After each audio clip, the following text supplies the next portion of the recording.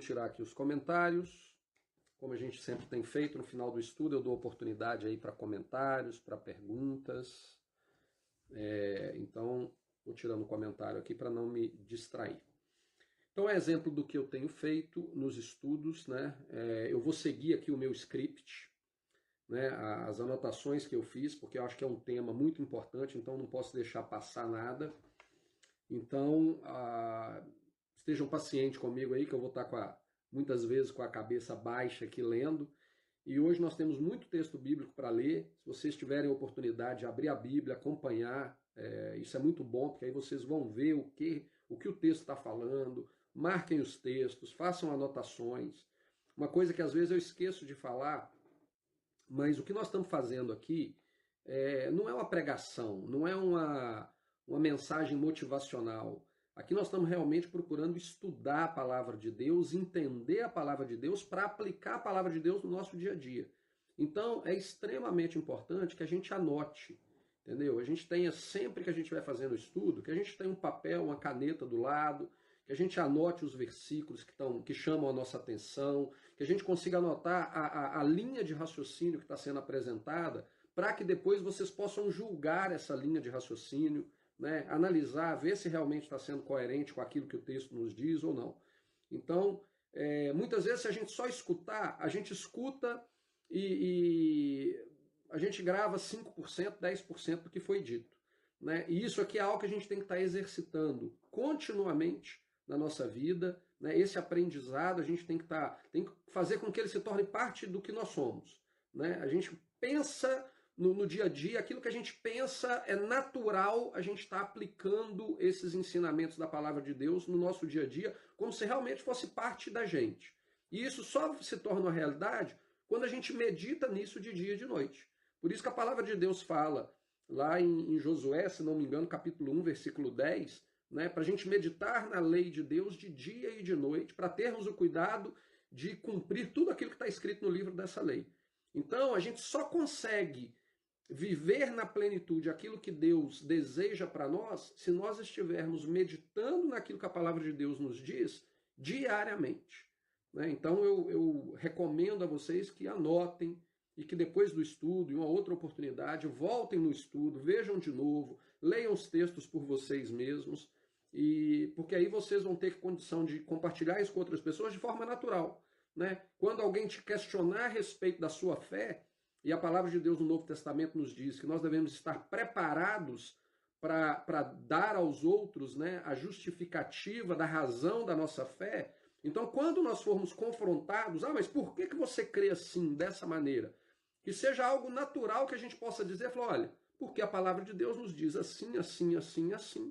Então não tem outra maneira de eu entender, não tem outra maneira de uma outra conclusão que eu possa chegar que não seja essa, né? Só que a gente só vai fazer isso se a gente estiver exercitando isso diariamente.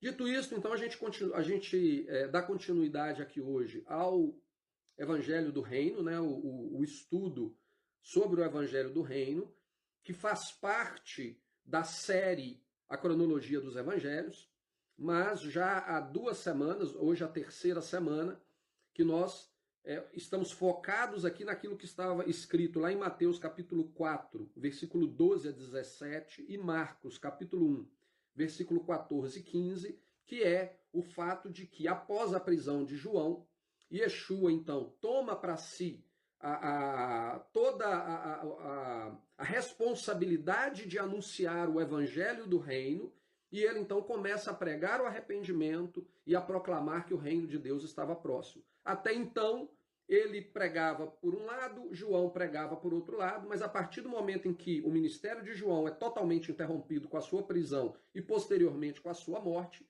então, vamos dizer assim que a bola é passada para Jesus, né, e agora é com ele. E esse era originalmente o objetivo para o qual João foi levantado, né? Ele veio para preparar o caminho e então Yeshua agora dá continuidade àquilo que foi preparado para ele.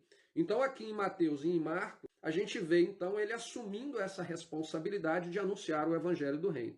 Então já é a 3ª semana que nós estamos focados em buscar compreender o que seria a mensagem do evangelho do reino. E para isso nós tivemos que voltar lá em Gênesis, tivemos que voltar em Êxodo, em Número, em Deuteronômio, né? E hoje nós vamos estar estudando algumas passagens dos profetas que estão relacionados a essa mensagem.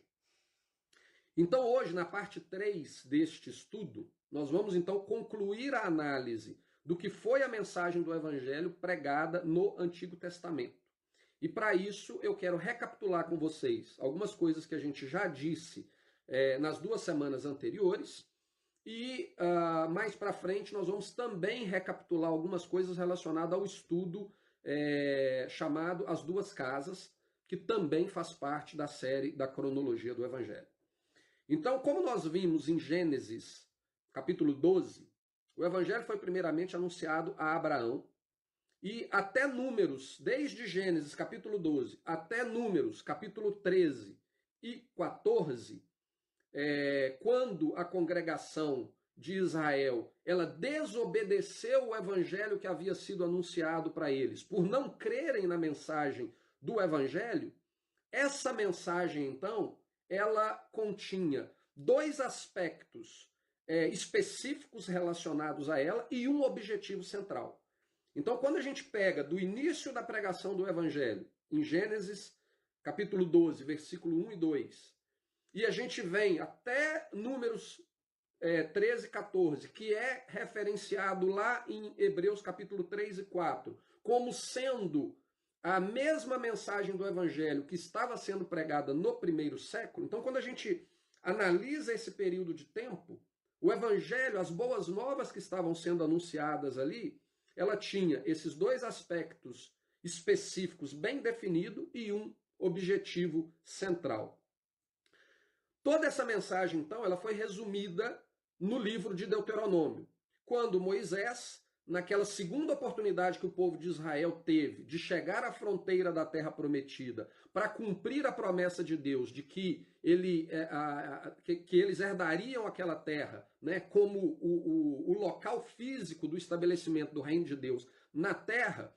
Então ali naquele momento Moisés começa a relembrar o povo de Israel, a congregação de Israel, dessa mensagem do Evangelho, de tudo aquilo que Deus havia feito desde Abraão, né, até o tempo em que eles passaram os 40 anos no deserto. Então ele faz um resumão ali do que foi a mensagem pregada para Abraão e para a congregação de Israel. Então, durante um período de praticamente 500 anos entre Abraão e aquele momento em que o livro de Deuteronômio estava sendo escrito, nós tínhamos uma mensagem só. E essa mensagem, ela possui esses 2 aspectos e esse objetivo. E o primeiro aspecto é: Jeová, como resultado da sua graça e misericórdia, agiria em favor do homem perdido para salvá-lo, fazendo dele um povo santo como ele é santo. Esse é o primeiro aspecto dessas boas novas que Deus anunciou para Abraão e depois anunciou para o povo de Israel no deserto. O segundo aspecto é: aqueles que foram escolhidos, libertos e salvos se comprometiam a andar em perfeição diante daquele que os salvou, cumprindo os estatutos e juízos contidos na Constituição que o próprio Deus instituiu para reinar sobre eles. Então, essas são as 2 características que formam a mensagem do Evangelho que foi anunciado para Abraão e para a congregação de Israel. E o objetivo era o estabelecimento de um reino de sacerdotes, uma nação santa, onde o próprio Deus seria seu rei, e eles seriam responsáveis por anunciar ao mundo a palavra do Deus verdadeiro, dando a possibilidade às pessoas de todas as nações de serem enxertadas neste reino, se tornando parte do povo escolhido e tendo acesso a todas as bênçãos que Deus preparou para aqueles que ele salvou. Em Êxodo 15, logo após a travessia do Mar Vermelho, Moisés, juntamente com toda a congregação de Israel, que, como nós sabemos, era formada por naturais e estrangeiros, eles entoam um cântico declarando as maravilhas de Deus em favor do seu povo. Então, a mensagem do Evangelho, ela tem esses 2 aspectos, essas 2 características, e ela tem esse objetivo: o estabelecimento deste reino onde este reino proclamaria a verdade do único verdadeiro Deus às demais nações do mundo. Aqueles que crescem e se submetessem à autoridade desse Deus a eles, eles então eram enxertados na nação, nesse reino, e eles passavam a ter os mesmos direitos, todas as bênçãos que Deus tinha preparado para o seu povo, mas eles também tinham as mesmas responsabilidades de andar em fidelidade e em perfeição diante de Deus.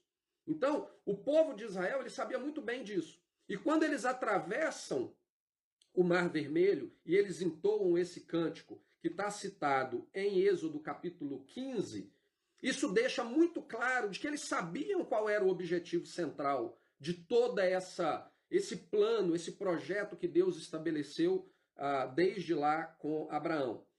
No versículo 17 e 18 de Êxodo capítulo 15, fica muito claro para a gente que Israel, que a congregação de Israel tinha convicção de qual era o propósito de Deus. O texto diz o seguinte: tu os introduzirás e os plantarás no monte da tua herança, no lugar que tu, ó Senhor, aparelhaste para a tua habitação, no santuário, ó Senhor, que as tuas mãos estabeleceram.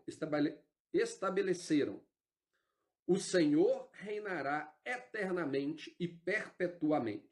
Então, Êxodo capítulo 15, 17 e 18. Então, quem declarou que o Senhor, que Jeová, reinaria perpetuamente e eternamente sobre eles, foi o próprio povo. Essa congregação, essa grande eclesia, essa igreja daqueles que foram chamados para fora, que foram salvos por Deus do cativeiro do Egito, eles então declararam: nós sabemos que o Senhor estabelecerá o seu povo, aonde o Senhor prometeu aos nossos pais, e o Senhor reinará sobre nós eternamente. Apesar deles terem plena consciência de que o objetivo de Deus era reinar sobre eles eternamente, nós vimos ao final do episódio anterior que no desejo de se tornarem semelhante às outras nações da terra, eles rejeitaram o reinado de Deus sobre eles e escolheram, desejaram, preferiram que eles fossem governados por outros homens. O resultado, como já tinha sido previsto por Deus, é que o povo se desviaria dos seus caminhos, se tornando vítimas das maldições contidas em Deuteronômio 28, como a gente viu no episódio passado. Entre as maldições estava a destruição da nação, que seria levada para o cativeiro juntamente com o rei que eles escolheram colocar sobre eles, e a dispersão do povo entre os quatro cantos da terra, conforme declarado lá em Deuteronômio capítulo 29. Então nós terminamos o episódio passado exatamente nesse ponto. Israel se desviaria dos caminhos de Deus, rejeitaria o reinado de Deus sobre o povo, colocando outros homens para governarem sobre eles. Isso os conduziria a se afastarem dos caminhos do Senhor, e o resultado é que eles seriam levados para o cativeiro juntamente com o seu rei, e dali do cativeiro eles seriam dispersos entre os quatro cantos da terra. Isso já havia sido profetizado por Deus no próprio Pentateuco, na própria lei. A gente viu isso. Então, para nós concluirmos essa análise da mensagem do Evangelho do Reino pregada no Antigo Testamento, nós precisamos tratar de alguns temas, nós precisamos analisar alguns temas que já foram tratados no estudo sobre as duas casas. Eu não vou entrar aqui em detalhe na análise dos textos, porque isso já foi feito no estudo As Duas Casas. Então, se você não assistiu o estudo As Duas Casas, eu recomendo que você vá no nosso canal do YouTube, chamado Tempo de Restaurar. Quem está assistindo aqui pelo Facebook, posteriormente esse vídeo também vai estar já lá no nosso canal. Vai lá na playlist. Então, na playlist nossa, nós temos a série A Cronologia dos Evangelhos, e na série A Cronologia dos Evangelhos nós temos ali o texto As Duas Casas. Então ali você vai ver uma análise mais profunda dos textos que eu vou estar tratando aqui com vocês da agora para frente. E como eu já disse anteriormente, não só é necessário você ver esse estudo sobre as duas casas, como seria importante que, se você não está acompanhando a série A Cronologia dos Evangelhos desde o início, que você possa voltar lá no início, desde a primeira introdução, e vir assistindo os vídeos nas sequências que eles têm sido disponibilizado para que você possa compreender a linha de raciocínio que eu estou apresentando para vocês, e a partir daí vocês possam fazer uma análise por si mesmos e concluir se eu estou certo, se eu não estou certo, se vocês concordam, se vocês não concordam. Porque como eu deixo muito claro nos meus estudos, eu não quero que as pessoas acreditem em mim. Eu estou compartilhando com vocês aquilo que eu hoje, né, depois de ter vivido, passado 30 anos da minha vida, mais de 30 anos da minha vida, dentro de uma igreja cristã, e nos últimos 10 anos eu ter redescoberto a palavra de Deus por uma perspectiva hebraica, no qual eu vejo a palavra de Deus como uma só, eu não faço distinção entre o Velho Testamento e o Novo Testamento, é uma mensagem só do mesmo Deus, um Deus imutável, né, que ele começa uma história em Gênesis e ele acaba essa história em Apocalipse. E é uma sequência. E como eu já disse em outras oportunidades, aquela página branca que tem separando o Velho Testamento do Novo Testamento, ela só causa confusão. Eu até chego a dizer que ela é a única a página da Bíblia que foi escrita pelo diabo. Né? É uma página em branco que, na verdade, os homens colocaram ali e que só traz confusão. Porque as pessoas chegam a pensar de que não, a mensagem do Antigo Testamento ela é diferente da mensagem do Novo Testamento. Existia uma história aqui de um Deus que agia de uma determinada maneira para um determinado povo, não deu certo, ele mudou o plano e agora ele criou um outro projeto com um outro povo e agora esse plano é o plano que dá certo e eu faço parte desse plano. Aquilo que aconteceu no passado não diz respeito a mim. Então essa página branca ela só causa confusão. Então nos últimos 10 anos eu passei a estudar e aprender a palavra de Deus com outras pessoas muito mais experientes e vividas do que eu, vendo a palavra de Deus como uma mensagem só, de um Deus perfeito, de um Deus misericordioso, de um Deus de graça, de um Deus de amor, que ele começa a manifestar o seu amor lá nas primeiras páginas, e ele manifesta o seu amor na última página do livro, que é a última página de Apocalipse. Então, de Gênesis a Apocalipse é uma história só. Então, se você está vendo esse vídeo pela primeira vez, volta nos vídeos anteriores, porque à medida que a gente está soltando esses vídeos, a gente está construindo uma linha de raciocínio para tentar mostrar isso para vocês.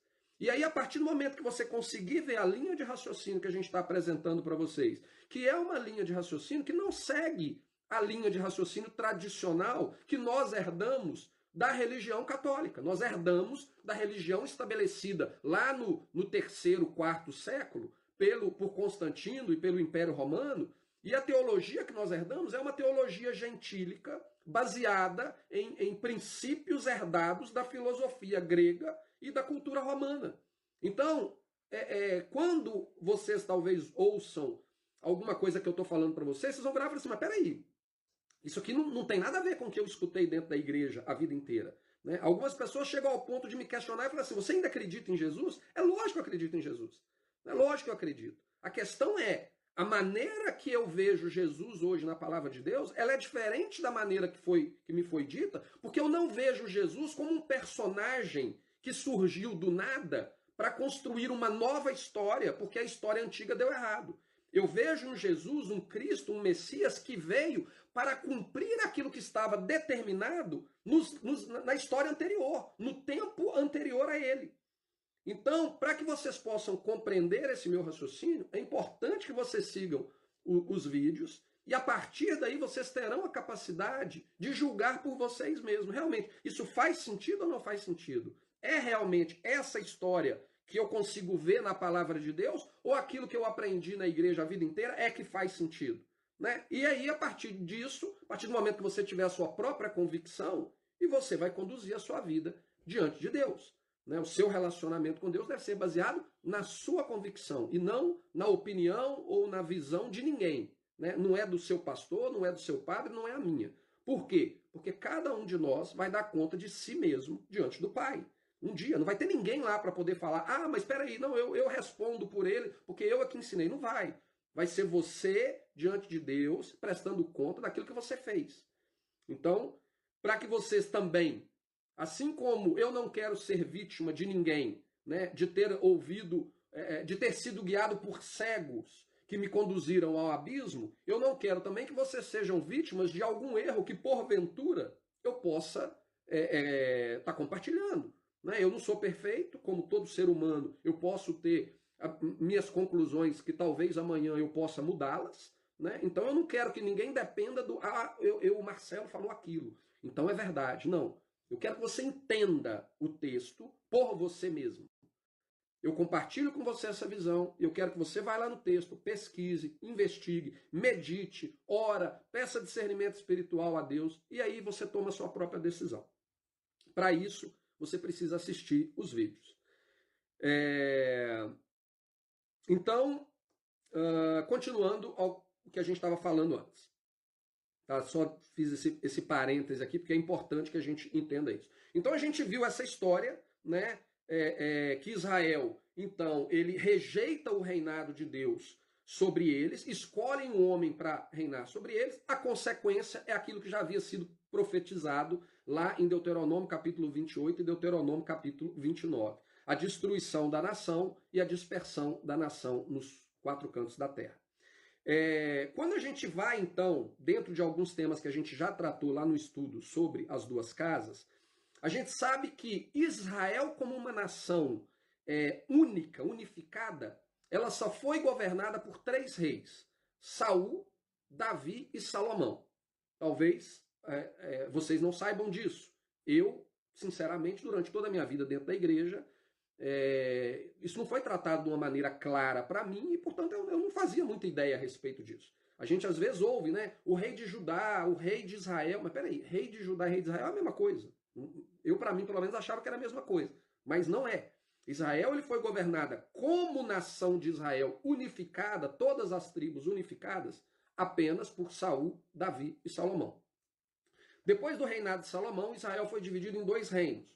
O reino do sul, que era formado por 2 tribos, a tribo de Judá e a tribo de Benjamim, e era chamado de a casa de Judá, e o reino do norte, que era chamado de a casa de Israel, que era formado pelos demais, as 10 tribos restantes. Esses 2 reinos, portanto, eles foram governados por reis diferentes. Então, de Salomão, a partir de Salomão, nós não temos mais um mesmo rei reinando sobre esses 2 grupos. Na verdade, esses grupos, em determinado momento da história, eles chegaram a guerrear entre eles. A casa de Israel chegou a guerrear contra a casa de Judá, se unindo a inimigos e etc. Nós temos também na história de Israel profetas que foram levantados no Antigo Testamento, que eles eram especificamente instruídos por Deus para tratar dos problemas e dos pecados de um reino específico. Então, quando você ouve lá falar dos profetas maiores, dos profetas menores, também a impressão que muitas vezes as pessoas têm é de que esses profetas vieram para a nação de Israel como um todo. E isso não quer dizer que é absolutamente verdade. Em alguns momentos, eles eram especificamente para a casa de Israel ou para a casa de Judá. E mesmo aqueles profetas que foram enviados para ambas as casas, existem profecias que são exclusivas para uma e outra profecia exclusiva para outras. A gente precisa entender isso para compreender a história bíblica.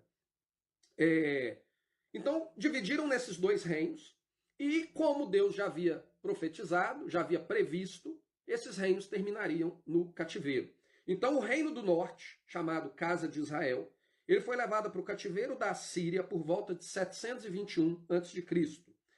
E nunca mais retornou de lá como povo ou nação. Jamais retornaram como povo ou nação. Lá eles foram assimilados pelos gentios e foram espalhados pelos 4 cantos da terra. Eles perderam a sua identidade e, na verdade, eles, como nós vamos ver aqui em alguns textos bíblicos, eles deixaram de ser considerados pelo próprio Deus como sendo o povo dele. Eles foram espalhados, foram disseminados e acabou. Vocês não são mais o meu povo. O reino do sul, chamado Casa de Judá, foi levado para o cativeiro babilônico por volta de 580 a.C., de onde retornaram e restabeleceram o reino 70 anos depois, para continuarem a cumprir o propósito que Deus ainda tinha para eles, que era a vinda do Messias através da casa de Judá. Porém, eles retornaram para a terra, mas eles não retornaram plenamente para Deus. E isso está descrito pelo profeta Oséias e pelo profeta Jeremias, como nós vamos ver aqui. Oséias capítulo 1, versículo 1 a 9, nos diz assim: Palavra do Senhor que foi dirigida a Oséias, filho de Beeri, nos dias de Uzias, Jotão, Acás, Ezequias, reis de Judá, e nos dias de Jeroboão, filho de Joás, rei de Israel. O princípio da palavra do Senhor por meio de Oséias. Disse, pois, o Senhor a Oséias: vai, toma uma mulher de prostituição e filhos de prostituição, porque a terra certamente se prostituiu, desviando-se do Senhor. Foi, pois, e tomou a Gomer, filha de Diblaim, e ela concebeu e lhe deu um filho. E disse o Senhor: põe-lhe o nome de Jizreel, porque daqui a pouco visitarei o sangue de Jizreel sobre a casa de Jeú, e farei cessar o reino da casa de Israel. E naquele dia quebrarei o arco de Israel no vale de Jizreel. E tornou ela a conceber, e deu à luz uma filha. E Deus disse-lhe: põe-lhe o nome de Lo-Ruama, porque eu não tornarei mais a compadecer-me da casa de Israel, mas tudo lhe tirarei. Então aqui, lá no início, o texto já deixa claro que existe uma profecia para a casa de Israel e uma profecia para a casa de Judá. E para a casa de Israel aqui ele fala: olha, eu vou tirar absolutamente tudo deles. Eu vou tirar tudo deles. Eu não vou me compadecer deles. Mas da casa de Judá me compadecerei e o salvarei pelo Senhor seu Deus, pois não o salvarei pelo arco, nem pela espada, nem pela guerra, nem pelos cavalos, nem pelos cavaleiros. Então, eu tenho um problema com ambas, mas a casa de Israel, eu vou tirar tudo deles. A casa de Judá, eu ainda vou restaurá-los. Eu vou restaurá-los. Mas nós vamos ver aqui que eu vou restaurá-los, mas não vai adiantar muita coisa. E depois de haver desmamado a Lo-Ruama, concebeu e deu à luz um filho. E Deus disse: põe-lhe o nome de Lo-Ami, porque vós não sois meu povo, nem eu serei o vosso Deus. Então aqui ele fala claramente à casa de Israel, aquela que seria tudo tirado dela, e ele fala: vocês não são mais o meu povo e eu não sou mais o seu Deus. A gente viu nos estudos anteriores que na mensagem do evangelho que foi anunciada a Abraão e que foi anunciada à congregação de Israel, um dos pontos centrais ali daquela mensagem era justamente que o povo se comprometendo a andar em fidelidade aos estatutos e juízos de Deus, então Jeová seria o Deus deles e eles seriam o povo de Jeová, um sacerdócio real, uma nação santa. E aqui no profeta Oséias, depois de séculos de desobediência e de rebelião contínua da casa de Israel, Deus chega ao ponto de virar para eles e falar: olha, vocês não são mais o meu povo e eu não sou mais o seu Deus. Então isso é algo muito sério, o ponto que chegou o relacionamento da casa de Israel com o seu Deus. Em um determinado momento, em Oséias 2, versículo 1 e 2, e Jeremias 3, versículo 8, Deus chega a dizer que ele deu carta de divórcio à casa de Israel devido à sua perseverança em viver na prática da prostituição e o adultério espiritual. Oséias 2, versículo 1 e 2. Dizei a vossos irmãos, Ami, e a vossas irmãs, Ruama, contendei com vossa mãe, contendei, porque ela não é minha mulher, e eu não sou seu marido. E desviei ela a sua prostituição da sua vista, e os seus adultérios de entre os seus seios. Então aqui o Senhor deixa claro: olha, avisa para sua mãe que ela não é mais a minha mulher, eu não sou o marido dela mais. E a gente vai ver o que isso significa aqui em Jeremias, capítulo 3, versículos 6 a 10. Disse mais o Senhor nos dias do rei Josias: viste o que fez a rebelde Israel? Ela foi a todo o monte alto e debaixo de toda a árvore verde, e ali andou prostituindo-se. E eu disse: depois que fizer tudo isso, voltará para mim. Mas não voltou. E viu isto a sua aleivosa irmã Judá.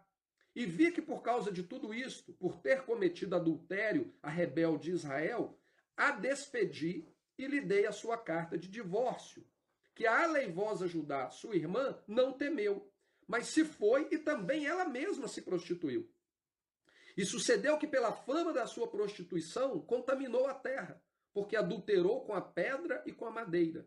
E contudo, apesar de tudo isso, a sua aleivosa irmã Judá não voltou para mim de todo o coração, mas falsamente, diz o Senhor. Então nós vimos lá em Oséias que ele fala que ele não se compadeceria de Israel, ele retiraria absolutamente tudo da casa de Israel, ao ponto de que a casa de Israel não seria mais nem considerada povo de Deus, porém, a casa de Judá ele se compadeceria. Por que ele se compadeceria? Porque a casa de Judá tinha um propósito. O propósito de trazer ao mundo a figura do Messias. Nós vamos estar tratando disso na semana que vem. Mas ela tinha ainda um propósito para cumprir.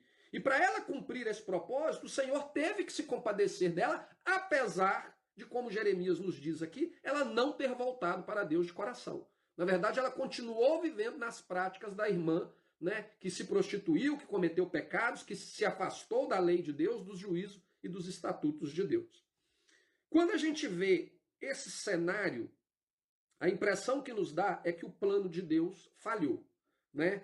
A mensagem de boas novas, ou seja, o evangelho pregado a Abraão e à congregação de Israel no deserto, não se cumpriu conforme intencionado por Deus. Né? A impressão que dá é isso. Ele tinha prometido que ele ia construir um reino de pessoas santas, de pessoas perfeitas, que andariam em fidelidade diante dele, que anunciariam o nome dele aos quatro cantos do mundo, e na verdade esse povo não quis nada com ele, quebrou a lei dele, destruiu a aliança que existia, foram destruídas pelo próprio Deus, que os mandou para o cativeiro, então não deu certo. O plano não funcionou.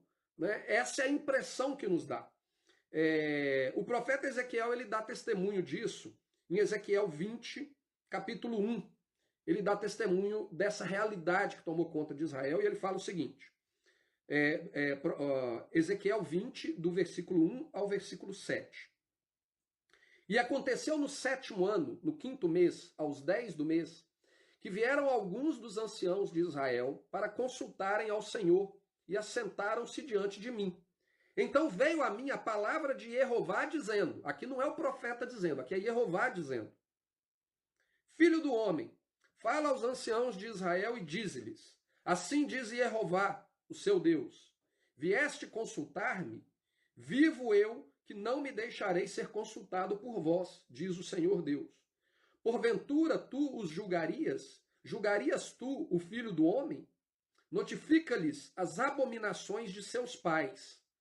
Então conta para eles o que os pais deles fizeram ao ponto que nós chegamos hoje. Ao ponto que o nosso relacionamento hoje é um relacionamento completamente destruído. Ao ponto de eu ter que dar carta de divórcio para minha esposa Israel e mandá-la embora. Ao ponto de eu me referir ao povo que eu escolhi para ser o meu povo e eu virar para ele e falar com eles, vocês não são o meu povo e eu não sou o seu Deus. Conta para eles a história para que eles saibam o que nos trouxe, o que nos colocou nessa situação. Então lembra a eles as abominações que os pais deles cometeram.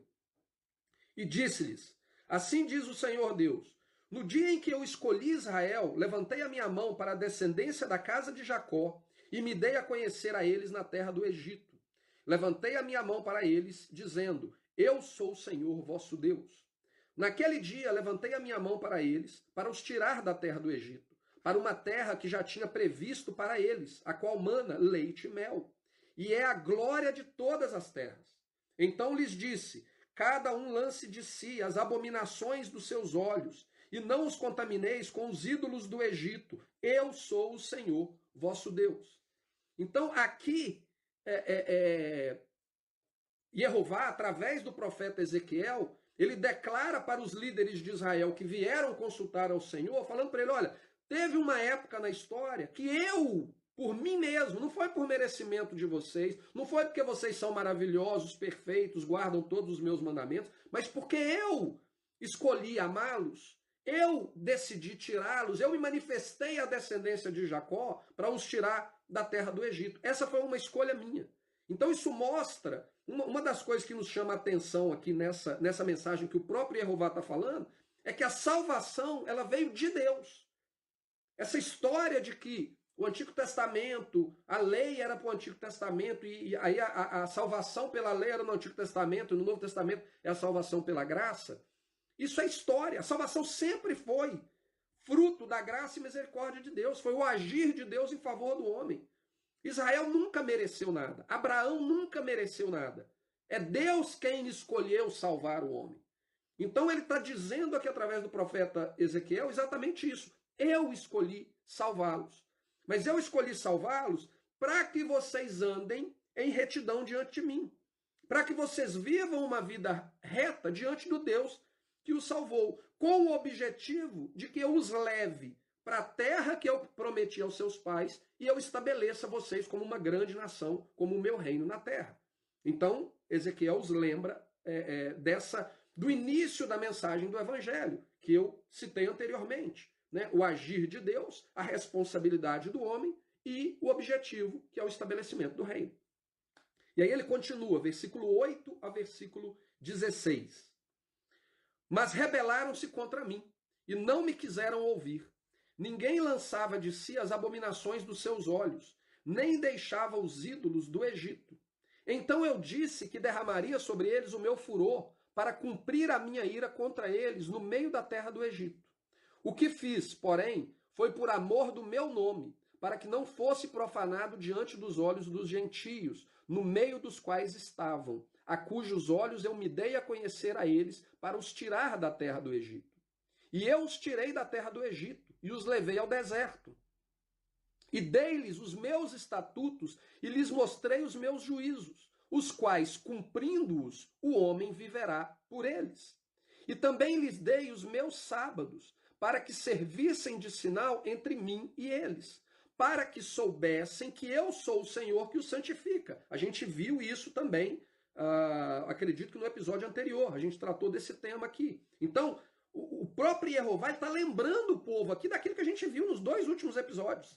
Né? Isso aqui é Ezequiel, são séculos depois do que aconteceu em Gênesis, do que aconteceu lá em Números e Deuteronômio.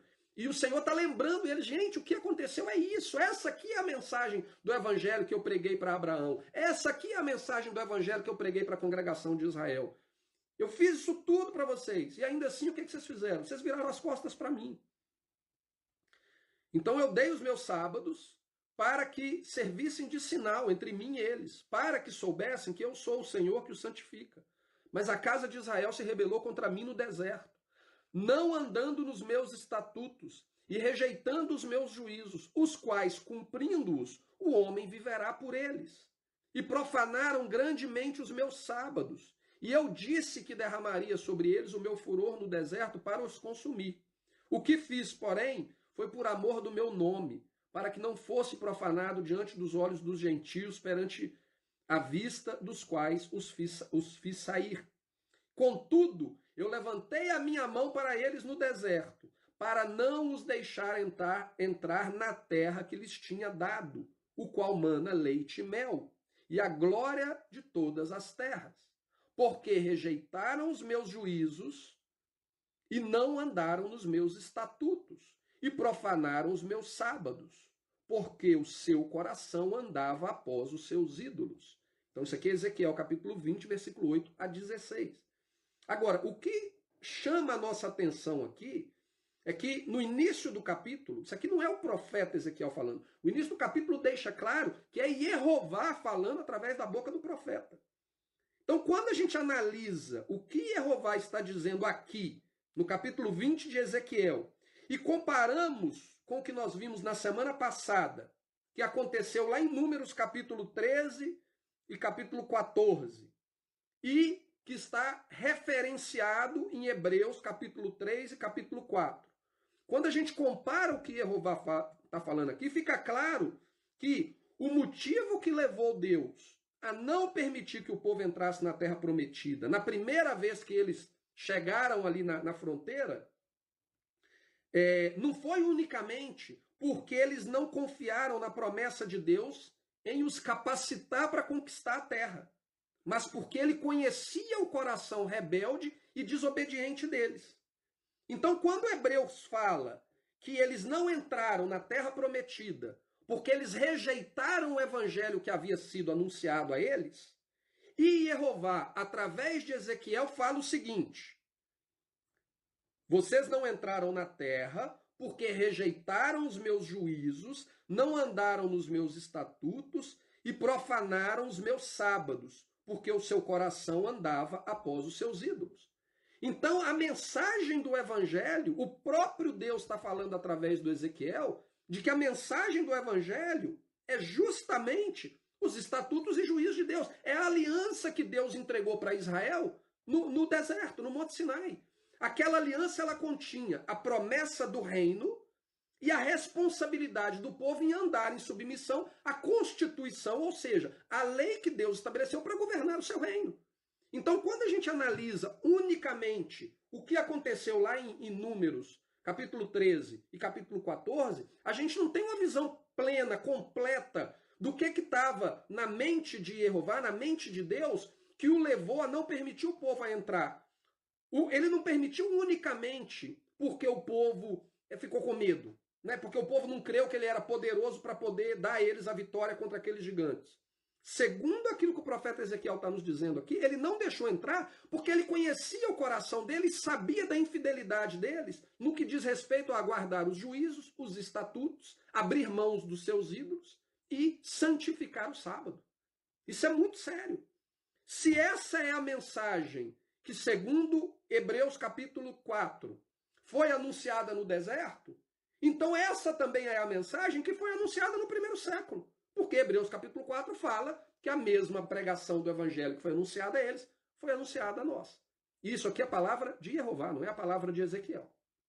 Então é muito importante que a gente tenha isso muito claro na nossa mente. Então não resta dúvida de que a mensagem do evangelho pregado no Antigo Testamento é a promessa do reino e contém a Constituição que foi estabelecida por Deus, a sua lei, para governar esse reino. Então seria como se Deus estivesse dizendo: eu faço de vocês um reino, vocês se comprometem a estarem submissos às leis deste reino, eu serei o seu Deus, vocês serão o meu povo. Simples assim. Este é o evangelho que foi pregado a Abraão e à congregação de Israel. Ezequiel 20, 17 a 24. O Senhor continua falando e diz: não obstante, o meu olho lhes perdoou, e não os destruí, nem os consumi no deserto.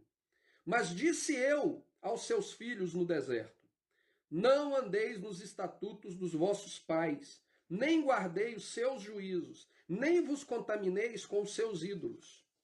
Eu sou Jeová vosso Deus. Andai nos meus estatutos, guardai os meus juízos e executai-os. E santificai os meus sábados, e servirão de sinal entre mim e vós, para que saibais que eu sou Jeová vosso Deus.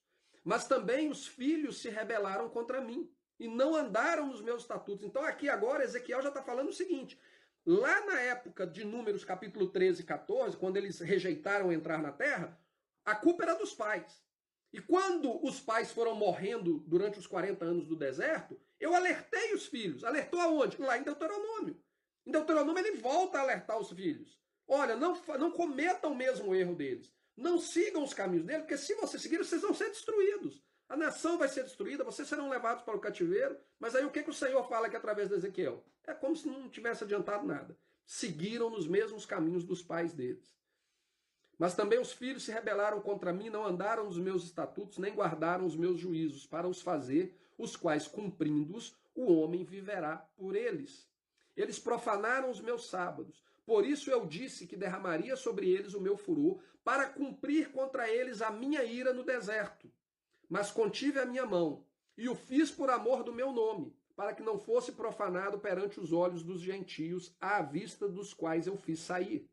Também levantei a minha mão para eles no deserto, para os espalhar entre os gentios e os derramar pelas terras. Ou seja, por causa do pecado deles, eu prometi para eles que ia chegar o tempo em que eu os iria dispersar pelos 4 cantos do planeta. Porque não executaram os meus juízos, rejeitaram os meus estatutos, profanaram os meus sábados, e os seus olhos iam após os ídolos de seus pais. Ou seja, o mesmo pecado que os impediu de entrar na terra na primeira vez foi o pecado que os levou a ser expulso da terra depois de muitos séculos que eles já estavam ali como uma nação. E essa é o alerta que Hebreus capítulo 4 nos faz. Se o mesmo evangelho que foi pregado a eles está sendo pregado a nós, que nós tenhamos cuidado de não cair no mesmo erro e não possamos entrar no descanso eterno. A gente tem que ter isso em mente. Porque se a gente tem na nossa mente um outro evangelho, no qual a única coisa que você precisa fazer é acreditar em Jesus e está tudo resolvido, você não tem responsabilidade de andar em santidade, em perfeição diante de Deus, você corre um sério problema de se decepcionar no final da história. E eu não estou falando com isso que o sangue de Cristo não é suficiente para te salvar, ele é suficiente para te salvar. Agora, a partir do momento em que você é salvo, assim como o poder de Deus foi suficiente para salvar Abraão e foi suficiente para salvar Israel do Egito, o próprio poder de Deus estabeleceu que, se você não andar em submissão diante dos estatutos e juízos de Deus, a terra te vomita e você não vai herdar a promessa. Então a gente tem que saber fazer a distinção entre o propósito do sacrifício da morte de Cristo por nós e a nossa responsabilidade de responder diante desse ato de graça e misericórdia de Deus de nos salvar. A gente tem esse papel a ser cumprido. Essa é a história desde o início. O Senhor, ele criou os céus e a terra pela sua graça. Ele colocou Adão e Eva lá naquele jardim pela sua graça, pelo seu amor, pela sua misericórdia. Mas ele colocou uma condicionante. Não come daquela árvore, porque se você comer daquela árvore, você morre e eu te coloco para fora. É a mesma história. É a mesma história o tempo inteiro. Deus age pela graça, pela misericórdia, mas a partir do momento em que ele age ao nosso favor, ele espera algo de nós. E se nós não retribuirmos, é porque nós não cremos nele. O ato de Adão e Eva foi porque faltou fé a eles na palavra de Deus. E eles se deixaram seduzir pela palavra da serpente. O ato de Israel de ter se corrompido é porque não creram na palavra dele. Creram da boca para fora, mas na prática não creram. Como diz Tiago, a fé sem obras é morta. E é isso que a palavra de Deus nos ensina, desde Gênesis até Apocalipse. É uma história só. Então a gente tem que saber distinguir a papel da plenitude do significado do sacrifício de Cristo na cruz e da obra que ele fez para salvar toda a humanidade e termos consciência que nem toda a humanidade vai ser salva. Na verdade, a minoria da humanidade vai ser salva. Isso não quer dizer que o sacrifício de Cristo não tem poder para salvar todos. Ele tem poder para salvar todos, mas não serão todos que serão salvos. Por quê? Porque eles não vão crer. E como que eles demonstram que eles creem? Através da atitude deles. A gente vai ver isso na semana que vem, quando a gente entrar na mensagem do Evangelho do Reino no Novo Testamento, que vai ser a conclusão do nosso estudo. Mas aqui, a sombra daquilo que vai se manifestar na sua plenitude no Novo Testamento, ela já está sendo montada, desde o Jardim do Éden até aqui. A história é a mesma. Deuteronômio 4, não. Aqui Jeová lembra ao povo aquilo que ele já havia previsto e anunciado lá em Deuteronômio 29. Né? Os espalhar entre os gentios e os derramar pela terra. Apesar de parecer que tudo deu errado, não é bem assim.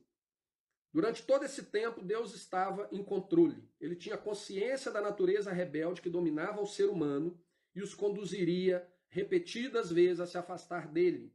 E já havia estabelecido desde o princípio um plano para solucionar este problema de uma vez para todas. E isso já estava profetizado lá mesmo no início do livro de Deuteronômio, que, como foi falado na semana passada, né, é um resumão dessa mensagem do Evangelho que foi anunciado aqui no Velho Testamento. Né? Então, em Deuteronômio, capítulo 4, versículo 25 a 31, o Senhor ele já dava sinal de que ele sabia o que iria acontecer, mas ele também anuncia que ele já tinha um plano para cumprir a promessa que ele fez para Abraão, independente da rebeldia e do merecimento do próprio povo de ser destruído. Mas ele já tinha um plano para resolver isso tudo. Deuteronômio 4, 25 a 31 diz o seguinte: Quando, pois, gerardes filhos e filhos de filhos, e vos envelhecerdes na terra, e vos corromperdes, e fizerdes alguma escultura semelhante de alguma coisa, e fizerdes o que é mal aos olhos do Senhor teu Deus para o provocar a ira, hoje tomo por testemunha contra vós o céu e a terra, que certamente logo perecereis da terra, o qual passais o Jordão para possuir. Não prolongareis os vossos dias nela, antes serei de todo destruídos. E o Senhor vos espalhará entre os povos, e ficareis poucos em números entre as nações às quais o Senhor vos conduzirá. E ali servireis a deuses que são obras de mãos de homens, madeira e pedra, que não veem, nem ouvem, nem comem, nem cheiram. Então ali buscareis o Senhor teu Deus e o acharás, quando o buscardes de todo o teu coração e de toda a tua alma. Quando estiverdes em angústia e todas estas coisas te alcançarem, então nos últimos dias voltarás para o Senhor teu Deus e ouvirás a sua voz, porque o Senhor teu Deus é Deus misericordioso e não te desamparará, nem te destruirá, nem se esquecerá da aliança que jurou aos seus pais. Então, Jeová, ele tinha plena consciência de que a promessa que ele fez para Abraão, Abraão cumpriu o papel dele. E por Abraão ter cumprido o papel dele, Jeová, ele tinha feito um juramento de que ele cumpriria o seu papel. E independente da atitude dos descendentes de Abraão, ele traria uma solução para esse problema e ele cumpriria a promessa que foi feita do evangelho, que foi feita para Abraão lá em Gênesis capítulo 12. Alguns pontos que a gente precisa destacar nesse texto aqui de Deuteronômio 4, 25 a 31. Jeová usa os céus e a terra como testemunha diante do povo. A gente vai ver isso mais para frente, ele usando isso, e o próprio Jesus usando isso no Novo Testamento.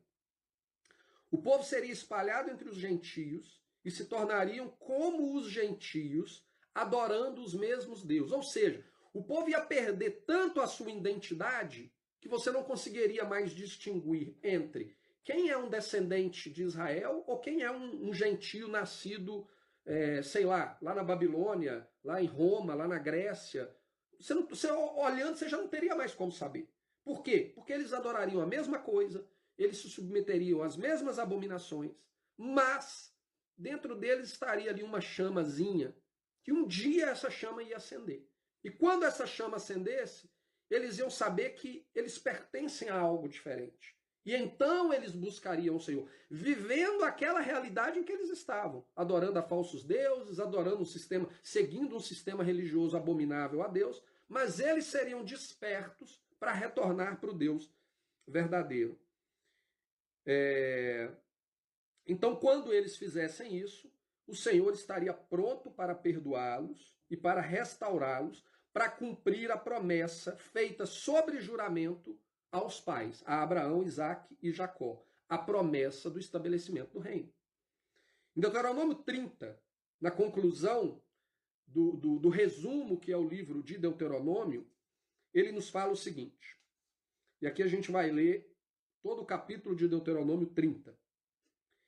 E será que, sobrevindo-te todas estas coisas, a bênção ou a maldição que tenho posto diante de ti, e te recordares delas entre todas as nações, para onde te lançar o Senhor teu Deus, e te converteres ao Senhor teu Deus, e deres ouvidos à sua voz, conforme tudo o que hoje te ordeno, hoje tu e teus filhos, com todo o teu coração e com toda a tua alma, então o Senhor teu Deus te fará voltar do teu cativeiro, e se compadecerá de ti, e tornará a ajuntar-te dentre todas as nações entre as quais te espalhou o Senhor teu Deus.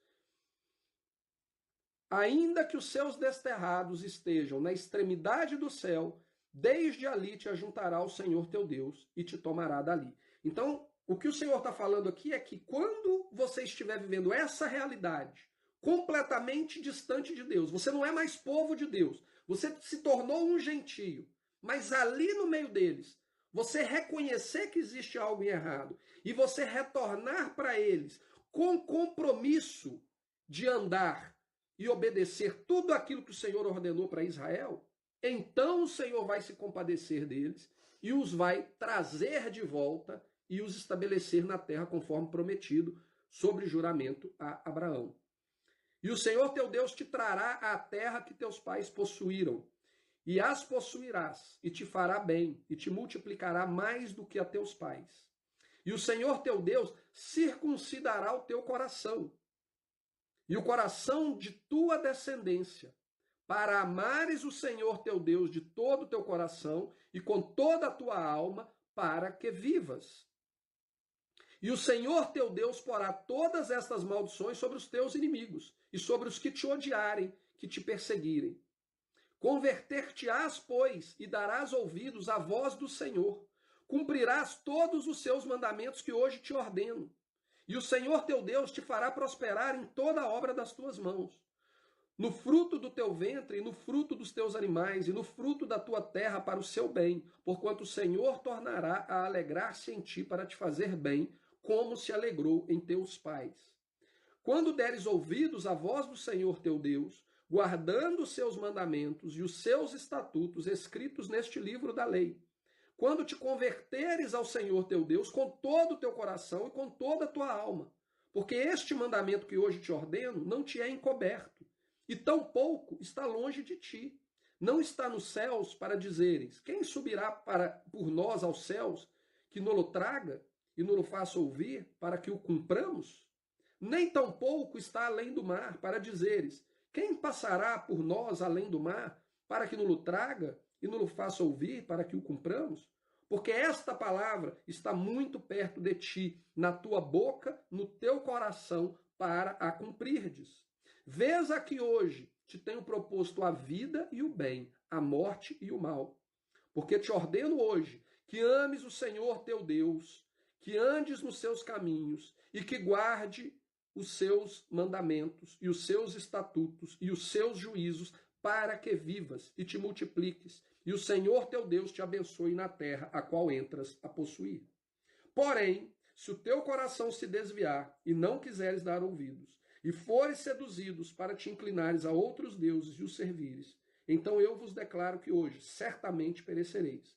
Não prolongareis os dias na terra a que vais, passando o Jordão, para que entrando nela a possuas. Os céus e a terra tomo hoje por testemunha contra vós, que te tenho proposto a vida e a morte, a bênção e a maldição. Escolhe, pois, a vida, para que vivas, tu e a tua descendência.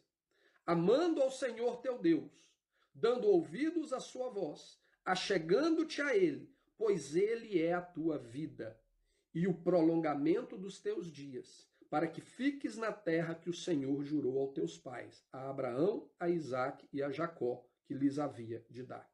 Então aqui também nós temos alguns pontos importantes para a gente destacar. O primeiro dele é que o povo que estava disperso, ele se converteria ao Senhor. Ou seja, ele faria a techuvá. A gente falou da techuvá quando a gente tratou no estudo a respeito da mensagem do arrependimento, a mensagem de João. A palavra techuvá em hebraico, ela significa retorno. Retorno para quem? Retorno para Deus. E quando João começa a pregar e depois Yeshua continua a pregação de João, o que eles prendem? O que eles pregam? Arrependimento. O que eles estão pregando é o retorno para Deus. Vocês haviam se afastado de Deus e agora vocês precisam retornar para Deus. Retornar como? Em obediência aos estatutos, juízos e os mandamentos do Senhor. Porque é assim que você demonstra que você ama a Deus. Você não ama a Deus escrevendo uma cartinha de amor com um coraçãozinho, mandando emoticons no Facebook com a mensagem de que você ama a Deus. Você ama a Deus vivendo uma vida que glorifica o nome dele, que demonstra a sua submissão à autoridade dele sobre a sua vida, sobre a minha vida. O texto aqui ele é muito claro com relação a isso. A gente vai voltar nesse texto quando a gente estiver estudando o Evangelho do Reino no Novo Testamento, porque quando Yeshua é confrontado a respeito de qual seria o maior dos mandamentos, qual que é a palavra de Yeshua? Amarás ao Senhor teu Deus de todo o teu coração, com toda a tua força, com toda a tua alma. E o que o texto aqui nos diz em Deuteronômio 30 a respeito de amar ao Senhor de todo o coração, de toda a alma? A maneira como nós amamos é nos comprometendo a andar nos estatutos e juízos dele. É isso que é o mandamento. Inclusive na carta de João, João claramente diz isso. Aquele que diz que conhece a Deus e não guarda os seus mandamentos é mentiroso e a verdade não está nele. Então, a obediência aos estatutos, juízos e mandamentos de Deus, ela tem que ser algo natural daquele que verdadeiramente ama a Deus. Caso contrário, o amor dele não é um amor genuíno. É apenas da boca para fora. Talvez apenas um compromisso religioso, mas que não é algo autêntico que realmente transforma o ser e que produz a circuncisão do coração, que conforme o próprio texto diz, essa circuncisão, o objetivo da circuncisão do coração, que inclusive é um dos temas do próprio Novo Testamento, essa ideia da circuncisão do coração, apesar dela ser um pré-requisito estabelecido já no Velho Testamento, mas no Novo Testamento ela é reforçada. O propósito da circuncisão do coração é justamente nos levar à submissão e à autoridade de Deus sobre a nossa vida, que é através da sua lei.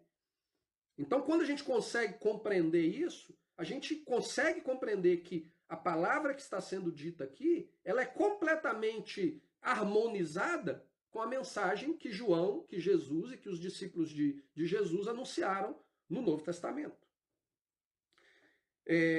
O texto então nos diz aqui que Deus circuncidará o coração deles para que amem a Deus de todo o coração e vivam em obediência a Ele, que é a maneira em que eles provam o seu amor. Então Deus deixa claro que aquilo que Ele requer do povo também não é algo impossível de se fazer, né? Está ao alcance de qualquer um quando Ele diz o seguinte: porque este mandamento que hoje te ordeno não te é encoberto e tampouco está longe de ti. Não está nos céus para dizeres: quem subirá por nós aos céus, que nos traga e nos faça ouvir para que o cumpramos? Nem tampouco está além do mar para dizeres: quem passará por nós além do mar para que nos traga e nos faça ouvir para que o cumpramos? Porque esta palavra está muito perto de ti, na tua boca, no teu coração, para a cumprires. Vês que hoje te tenho proposto vida e o bem, a morte e o mal. A gente ouve, dentro da igreja cristã, né, a gente ouve muitas vezes dizermos que nós não temos responsabilidades de andar em obediência aos mandamentos de Deus, porque as leis e os mandamentos de Deus são impossíveis de serem cumpridas, né? O único que foi capaz de cumprir foi Jesus. E por isso Jesus morreu e pagou o preço, e quando nós estivermos na presença de Deus, o que Deus vai olhar é para Jesus, Ele não vai olhar para nós, porque nós somos incapazes. Isso é uma mentira. Porque ou aquele que fala algo desse tipo é mentiroso, ou Deus é mentiroso. Porque aqui em Deuteronômio, através da boca de Moisés, o Senhor está declarando que aquilo que Deus estabeleceu para o povo viver segundo ele, não está nos céus, não está no fundo do mar, não está distante para você. É impossível chegar até lá. Eu não consigo. O que ele está falando, olha, está aí, ó, na sua boca, no seu coração, para que você pratique. É muito simples. E, novamente, quando a gente vai no Novo Testamento, o que João fala? Os mandamentos de Deus não são pesados. Mas, infelizmente, a gente cresceu debaixo de uma cultura de que, não, porque é impossível o homem guardar os mandamentos de Deus. A gente já viu também no estudo anterior que a palavra de Deus fala que Zacarias e a mulher dele, né, Isabel, a mãe de João, eles eram justos e perfeitos diante de Deus em todos os mandamentos. Mas peraí, se é impossível ao homem guardar os mandamentos, por que lá nas páginas do Novo Testamento está dizendo que Zacarias e a mulher deles eram perfeitos e justos e andarem em cumprimento em todos os mandamentos do Senhor? Por quê? Alguém está mentindo. E eu te falo uma coisa, que o homem seja mentiroso, mas que Deus seja verdadeiro. E a palavra de Deus ela é verdadeira, tanto aqui em Deuteronômio, quanto lá na carta de João, quanto nos evangelhos que dão testemunho de que é sim possível o homem andar em fidelidade ao Senhor em todos os seus mandamentos. Mas nós somos salvos através disso? Não. Porque, querendo ou não, nós temos a natureza pecaminosa. E nós precisávamos do sacrifício de Cristo para abrir a porta. Mas a partir do momento que essa porta está aberta e nós entramos por ela para fazer parte deste reino, nós temos a responsabilidade. E a nossa responsabilidade é o quê? Andar em obediência a esses mandamentos, que não são pesados, que não são difíceis, que não são impossíveis. Muito pelo contrário, eles estão ao alcance de qualquer um que tenha desejo de praticá-los. Onde que eu estava? Tá. Então, Jeová os levará de volta à terra. A promessa é que uma vez que eles se arrependam, uma vez que eles retornem, uma vez que eles circuncidem os seus corações, obedeçam, escolham viver uma vida em obediência e submissão aos seus estatutos, à constituição do reino, à sua lei, ele então os levará de volta para a terra, restaurará o reino, conforme determinado no evangelho anunciado a Abraão, Isaque e Jacó e a toda a congregação de Israel no deserto.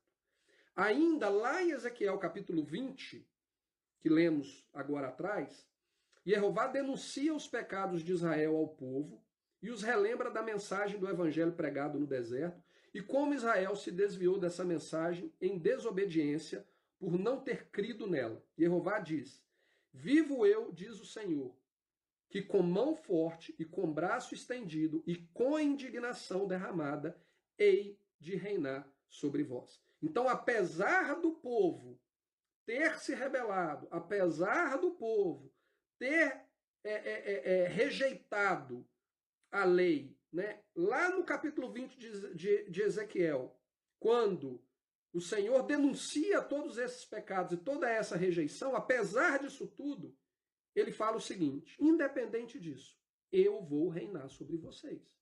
Aquilo que eu prometi, eu vou cumprir. A aliança que eu fiz com Abraão, com seus pais, eu vou levar ela a cumprimento de uma maneira ou de outra. E como nós veremos na semana que vem, para eles, naquela época, era um mistério.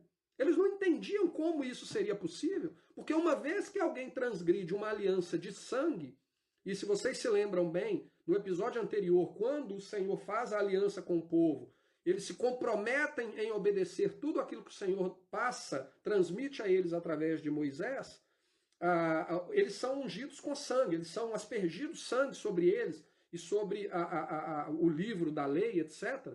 Por quê? Porque era uma aliança de sangue. E o que a aliança de sangue determina? Que qualquer um que quebrar aquela aliança, ele tem que pagar com sangue, ele tem que morrer. Então, quando Israel viveu essa realidade, ter quebrado a aliança de Deus, para eles era, apesar deles estarem ainda tentando de alguma maneira buscar a proteção de Deus em favor deles, eles sabiam que era uma situação, era um beco sem saída, era uma situação sem resolução, porque a única resolução para eles era a morte, era cumprir a maldição contida na aliança, que era a destruição total deles. Porém, o Senhor deixou claro: eu vou reinar sobre vocês. Só que como que isso é possível? Como que isso seria possível? Isso é um mistério que só nos foi revelado na página do Novo Testamento. A gente vai ver isso na semana que vem. Mas aqui o Senhor deixa isso muito claro. Nem todas as abominações que o povo cometeu contra Jeová seria capaz de impedir Jeová de cumprir a promessa feita a Abraão quando ele anunciou a ele o Evangelho. Voltando a alguns textos que nós já lemos, onde Jeová declara a destruição de Israel ao ponto de que eles não seriam nem mesmo considerados mais povo de Deus, nós vemos que ali mesmo, no conteúdo daquela profecia, o Senhor já apresentava para ele que ele tinha uma solução, que um dia teria uma solução para esse problema. E a gente começa lá em Jeremias, capítulo 3, versículo 12 e 18. Jeremias, capítulo 3, a gente leu anteriormente, é onde o Senhor fala que eu dei carta de divórcio para Israel. Eu mandei ela embora.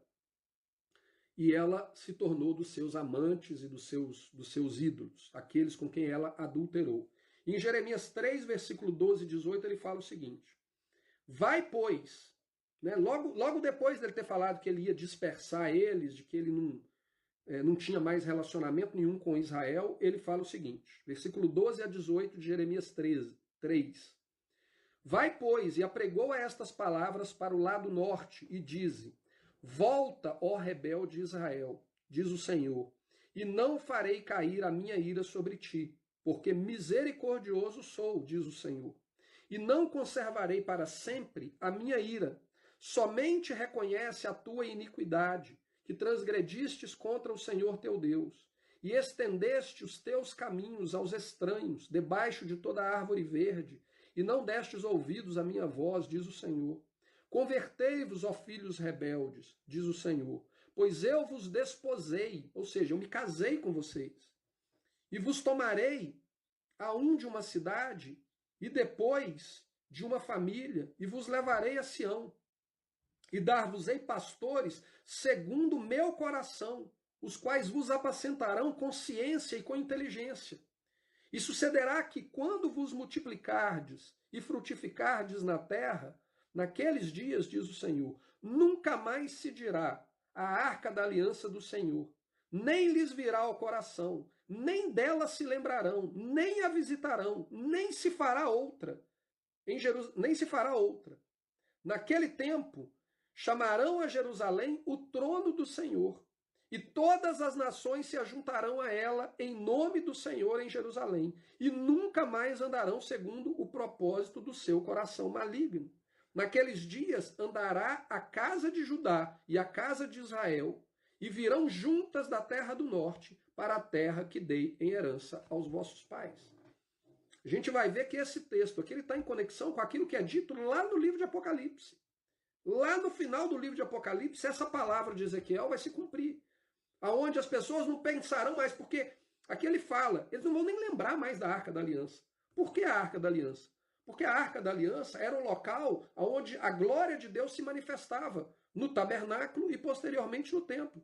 Então, entre os querubins, a glória de Jeová se manifestava ali para aparecer para Moisés, para se comunicar com Moisés. Quando o sumo sacerdote entrava no dia de Yom Kippur para poder fazer a oferta pelo pecado do povo, a glória do Senhor se manifestava ali. Então, o ponto de referência para as pessoas estarem na presença de Deus era a Arca da Aliança. Só que aqui o Ezequiel está falando o seguinte, olha, vai chegar o dia de que Deus ele vai habitar no meio do povo.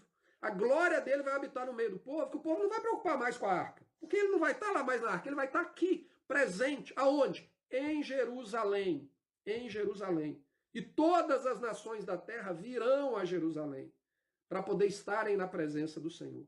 Esse cumprimento dessa palavra está lá no livro de Apocalipse. Ah, Marcelo, mas peraí, o livro de Apocalipse é para a igreja. É para a igreja. E a igreja é Israel.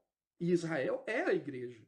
Israel é a eclesia que foi retirada do Egito com o propósito de ser estabelecido um povo santo, um sacerdócio real, para anunciar ao mundo as maravilhas do Deus verdadeiro e, através dela, trazer salvação para toda a humanidade. Israel é a igreja é Israel. Se nós separamos essas duas coisas, tentando criar duas instituições, nós vamos cair num problema tremendo, um problema terrível. O próprio texto aqui diz que ele vai se casar com eles. Mas peraí, ele vai se casar com Israel ou ele vai se casar com a igreja?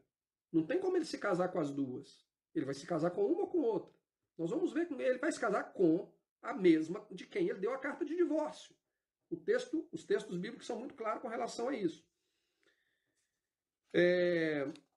Oséias, capítulo 2, 13 a 23. Oséias falou, né? Estava falando lá, o profeta Oséias se casou com uma prostituta, teve filhos, e aqueles filhos ele disse, Israel, vocês não vão nem ser meu povo mais. Eu vou arrancar tudo de vocês. Eu ainda vou ter misericórdia de Judá durante um tempo. Mas nós sabemos que logo depois que Judá cumpriu o propósito da primeira vinda do Messias, o que aconteceu com a casa de Judá? Também foram dispersas pelos quatro cantos da terra, por 2000 anos quase. E agora eles estão de volta por quê? Porque eles têm um propósito também para o retorno do Messias, a segunda vinda do Messias. Mas eles também foram dispersos. Então, lá em Oséias, que fala que, olha, vocês não serão meu povo, eu vou arrancar tudo de vocês, o capítulo seguinte de Oséias, ele diz o seguinte, castigá-la-ei pelos dias dos Balaíns, nos quais lhes queimou incenso, e se adornou dos seus pendentes e das suas joias, e andou atrás de seus amantes, mas de mim se esqueceu, diz Jeová. Portanto, eis que eu a trairei, e a levarei para o deserto, e lhe falarei ao coração. E lhe darei as suas vinhas dali, e o vale de Acor, por porta de esperança. E ali cantará, como nos dias da sua mocidade, e como no dia em que subiu à terra do Egito. E naquele dia, diz o Senhor, tu me chamarás meu marido, e não mais me chamarás meu Senhor. E da sua boca tirarei os nomes dos Balaíns, e não mais se lembrará deste nome. Então vocês lembram que anteriormente ele falou o seguinte, ela não é minha mulher e eu não sou o marido dela. Desculpa.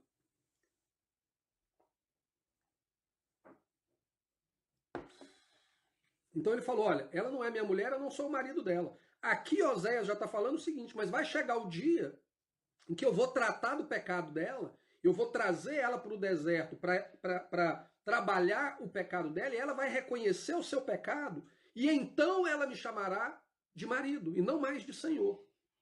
Por quê? Porque ele vai restaurar o casamento com aquela a quem ele deu a carta de divórcio.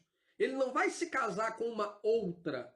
Ele vai reestabelecer o casamento com aquela que ele mandou embora. Por quê? Porque ele fez uma promessa a Abraão quando primeiramente ele anunciou o evangelho para Abraão. O evangelho, ele continua durante toda a história do Novo Testamento. É o mesmo evangelho, não é um outro evangelho.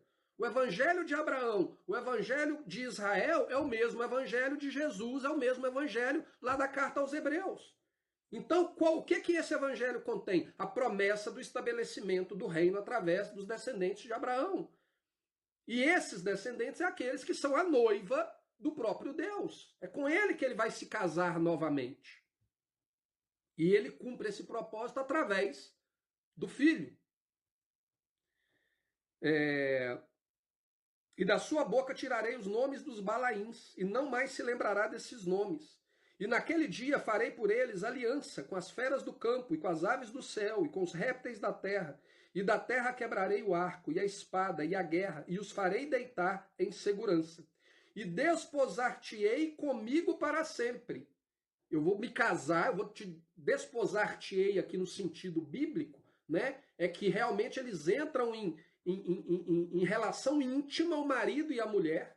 Então eu vou te desposar para sempre. Para sempre. Não tem mais volta. Vai ser para sempre. Quando que isso vai se cumprir? Isso se cumpre através da eclesia no Novo Testamento. Não que a eclesia seja uma outra mulher, mas a eclesia, a igreja do Novo Testamento, ela é o cumprimento dessa promessa.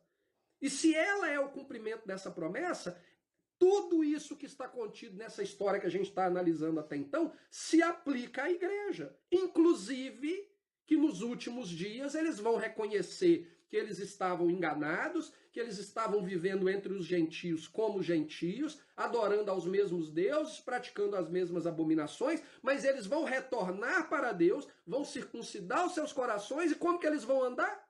Em obediência aos mandamentos, estatutos e juízos de Deus. Esse é o papel, a responsabilidade da igreja. A igreja do Novo Testamento, ela é o cumprimento dessa promessa aqui. Eu vou te desposar para sempre comigo, para sempre. Desposar-te-ei comigo em justiça, e em juízo, e em benignidade, e em misericórdia. E desposar-te-ei comigo em fidelidade, e conhecerás ao Senhor. E acontecerá naquele dia que eu atenderei, diz o Senhor, eu atenderei os céus, e estes atenderão a terra. E a terra atenderá ao trigo, e o mosto, e ao azeite, e este atenderão a Jezreel. E semeá-la-ei para mim na terra, e compadecer-me-ei dela, que não obteve misericórdia. Então vocês lembram que ele falou lá, eu não vou ter misericórdia de Israel. Mas aqui agora ele fala, aquele de quem eu não tive misericórdia, eu vou voltar a ter misericórdia dele. E eu direi àquela que não era meu povo. Aquele que ele disse, você não é mais meu povo, ele vai dizer para ele, tu és meu povo. E ele dirá, tu és meu Deus. Então aqui o Senhor já estava prometendo que ele vai cumprir a promessa do evangelho anunciado a Abraão e à congregação de Israel. E como que ele cumpre isso? Através da igreja. Ah, então quer dizer que a igreja é uma outra entidade, é o plano B, o plano A não funcionou, jogou no lixo. Não, a igreja é a continuidade de Israel. Ela é Israel. O termo igreja, ele simplesmente significa um agrupamento do povo, o ajuntamento do povo. Simplesmente isso. Não quer dizer que é uma outra coisa. É Israel. É o Israel de Deus. Não é um outro Israel. É o Israel fiel. É o remanescente que o apóstolo Paulo fala. Essa é a igreja. E ela vai cumprir nela a promessa que está escrita aqui nas páginas de todos os profetas do Antigo Testamento. E ela vai ter a responsabilidade de cumprir a sua parte nesse projeto. Qual que é a sua parte? Andar em fidelidade ao Senhor, guardando os seus juízos, seus estatutos, os seus mandamentos. Se você não está fazendo isso, aquele alerta lá de Hebreus capítulo 4 serve para você. Olha, lembra o que aconteceu quando o evangelho foi pregado lá no passado para Israel? Pois é, o mesmo evangelho foi pregado para nós. E se a gente cometer o mesmo erro deles, em continuar andando segundo a intenção do nosso coração e ignorando os estatutos e juízos de Deus, nós também não vamos herdar a promessa do descanso eterno, assim como eles não herdaram a terra prometida. Ainda vai chegar o dia em que tudo será restaurado. O Senhor vai estabelecer isso porque ele vai cumprir isso porque ele prometeu. Lá em Ezequiel 20, que a gente viu denunciando tantas coisas ruins, Ezequiel 20, do versículo 27 a 44, diz o seguinte: E vos tirarei dentre os povos, e vos congregarei das terras nas quais andais espalhados, com mão forte e com braço estendido e com indignação derramada. E vos levarei ao deserto dos povos, e ali face a face entrarei em juízo convosco. Mesma coisa que Oséias falou lá antes. Como entrei em juízo com vossos pais no deserto, na terra do Egito, assim entrarei em juízo convosco, diz o Senhor Deus. Também vos farei passar debaixo da vara, e vos farei entrar no vínculo da aliança. E separarei entre vós os rebeldes e os que transgredirem contra mim. Da terra da sua peregrinação os tirarei, mas a terra de Israel não voltarão, e saberão que eu sou o Senhor. Quanto a vós, ó casa de Israel, assim diz o Senhor Deus: Ide, sirva cada um os seus ídolos, pois que a mim não me quereis ouvir, mas não profaneis mais o meu santo nome com as vossas dádivas e com os vossos ídolos, porque no meu santo monte, no monte alto de Israel, diz o Senhor Deus, ali me servirá toda a casa de Israel, toda ela naquela terra, ali me deleitarei neles. E ali requererei as vossas ofertas alçadas e as primícias das vossas oblações, com todas as vossas coisas santas. Com cheiro suave me deleitarei em vós, quando eu vos tirar dentre os povos e vos congregar das terras em que andeis espalhados. E sereis santificados em vós perante os olhos dos gentios. E sabereis que eu sou Jeová, quando eu vos introduzir na terra de Israel, terra pela qual levantei a minha mão, para dá-la aos vossos pais. Novamente, o juramento que ele fez, ele vai cumprir. E ali vos lembrareis dos vossos caminhos e de todos os vossos atos com que vos contaminastes, e tereis nojo de vós mesmos, por causa de todas as vossas maldades que tendes cometido. E sabereis que eu sou Jeová, quando eu proceder para convosco por amor do meu nome, não conforme os vossos maus caminhos, nem conforme os vossos atos corruptos, ó casa de Israel, disse o Senhor Deus.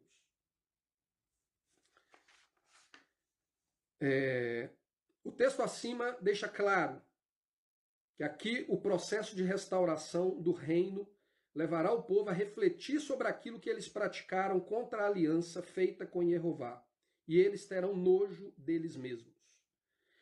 A gente lembra que quando a gente começou a ler Ezequiel 20, o texto fala o seguinte: o Senhor vira para Ezequiel e fala, mostra para eles o pecado dos pais deles. Então ele anuncia para o povo os pecados dos pais. E aqui no final do capítulo 20, ele vira para eles e fala com eles, então o povo vai ter consciência dos pecados, não só dos pecados deles, mas dos pecados das gerações passadas. E eles vão ter nojo daquilo que eles praticaram. E o que eles praticaram? O que Deus denuncia no próprio capítulo 20? Por que eles não entraram na terra prometida? Porque eles não guardaram os estatutos, os juízos, os mandamentos de Deus. Eles se rebelaram contra Deus. Eles desobedeceram a Deus. Eles não santificaram os sábados do Senhor, que eram um sinal de que Deus era o Deus que os santificava. Então eles vão olhar para isso tudo e eles vão virar e falar, olha, eu tenho nojo disso, eu não vou viver igual a eles. Então, quando o Senhor reestabelecê-los na terra para restaurar o reino, eles não vão viver daquela maneira. Eles vão viver em fidelidade ao Pai, em fidelidade àqueles que está dando a eles essa nova oportunidade. Jeová declara que ao cumprir a promessa do Evangelho com o povo de Israel, ele então será santificado aos olhos das nações. Essa mesma profecia é anunciada por Ezequiel no capítulo 36. Capítulo 36 de Ezequiel é o capítulo mais repetido aqui dessa série. Eu, inclusive, já falei isso anteriormente. A base de tudo, eu acredito, é o Ezequiel capítulo 36. Porque ali em Ezequiel capítulo 36 está anunciado o novo nascimento, né? E então, a gente, inclusive, já analisou isso no vídeo chamado O Novo Nascimento. Esse era o nome do vídeo, inclusive. Né, na série. Se você não assistiu, volte lá e assista. A gente faz uma análise profunda a respeito do que Jesus fala para Nicodemos a respeito do novo nascimento, e a gente mostra que a mensagem do novo nascimento está ali em Ezequiel capítulo 36. E em Ezequiel capítulo 36, ele volta a dizer isso que Jeová disse aqui no capítulo 20, de que o povo vai ter nojo dos pecados que eles cometeram. Né? Que quando o Senhor lavar o povo com a água e colocar neles o Espírito, e eu deixo para vocês aqui a referência, Ezequiel capítulo 36, de 22 a 32, o texto nos diz então que o Senhor vai lavá-los com a água, colocar neles o novo Espírito, que é o Espírito do próprio Deus, para quê? Para os conduzir a guardar os estatutos e juízos de Deus, para andar em obediência aos mandamentos de Deus. E então eles vão lembrar dos pecados dos pais e eles vão ter nojo do pecado dos pais. Esse é o propósito do novo nascimento. Se o novo nascimento não nos conduz a viver uma vida diferente daquilo que Israel viveu no passado, então existe alguma coisa errada com o nosso entendimento do que é o novo nascimento. Ou o nosso entendimento de quem que nós somos, uma vez que nascemos de novo. Quando nós nascemos de novo, nós nos tornamos Israel. E o grande problema está nisso. Nós vivemos um problema sério de identidade. A Igreja Romana, ela criou uma teologia baseada, uma interpretação bíblica baseada na teologia da substituição, na doutrina da substituição, no qual a Igreja substituiria Israel no plano de Deus, e isso fez com que nós tivéssemos um problema, uma crise de identidade, porque nós não sabemos quem nós somos. Porque se nós tivéssemos plena consciência de que nós, como Igreja de Jesus, somos o cumprimento da promessa de Deus a Israel, nós então olharíamos para nós de maneira diferente e nós entenderíamos que nós temos um papel diferente a nos comportar, uma maneira diferente a nos comportar diante do nosso Deus. Porque nós fazemos parte de uma aliança que ela tem promessas, mas que ela também tem obrigações, responsabilidades. E a nossa responsabilidade é de andar em obediência aos estatutos e juízos de Deus. Então, a primeira coisa que a gente tem que resolver na nossa vida é resolver o problema da nossa crise de identidade. É saber quem nós somos em Cristo. Em Cristo nós somos parte de Israel. Nós somos enxertados em Israel. E a gente vai abordar isso com um pouco mais de profundidade na semana que vem. Mas, a partir do momento que a gente compreende isso, nós então sabemos de que aquilo que está sendo dito aqui em Isaías capítulo 36, ele se aplica a nós. Nós temos que olhar para trás e quando a gente vê que Israel ele foi destruído porque ele não santificava os sábados, que Israel ele foi destruído porque ele não fazia distinção entre o santo e o profano, entre o puro e o imundo, que Israel foi destruído porque ele abandonou as leis de Deus e não guardava os seus estatutos e juízos. Então, quando nós olhamos para ele, nós devemos ter nojo disso e falar, não, então eu, ao contrário daquele Israel que foi destruído, eu tenho que santificar os sábados, eu tenho que fazer distinção entre o santo e o profano, eu tenho que fazer distinção entre o puro e o impuro, e eu tenho que guardar os estatutos e juízos de Deus, porque este é o resultado do novo nascimento em mim. Tem que ser. Se não é, então eu não nasci de novo. Ou eu nasci de novo, mas eu permito que a minha carne, ou eu permito que o sistema em que eu estou envolvido nele, me segue ao ponto de me conduzir a continuar agindo nos mesmos pecados dos nossos pais, das gerações passadas do povo de Israel. E a consequência final não será diferente.